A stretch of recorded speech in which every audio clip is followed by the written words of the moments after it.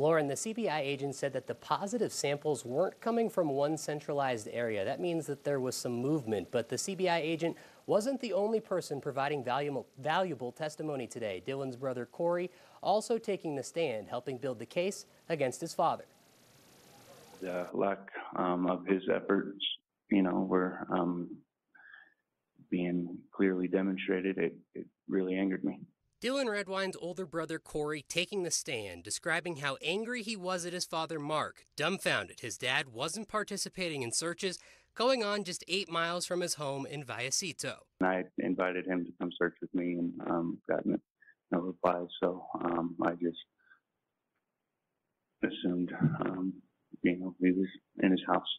Cory said his relationship soured with his dad a year before Dylan went missing. It all came to a head when Mark told Dylan that Cory and his mom were a bad influence. That's when Cory says he let Mark know that he had seen the pictures on Mark's computer depicting him wearing a diaper and eating feces out of a diaper in another. During testimony, messages Cory sent his father were read aloud. Said, "You are what you eat, look in the mirror," right? Yes. Called your dad out for judging you, correct? Yes. That was in part your reaction to Dylan saying you'd been called a bad example, right? Yes. Told him to, quote, eat. Yes. Told him he was a coward, correct? Yes. Called him a eater, right? Yes.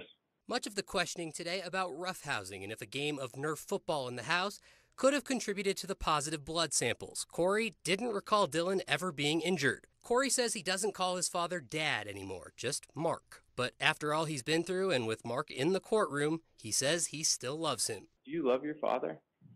Yes. To this very day, how do you feel about him? I still love him. I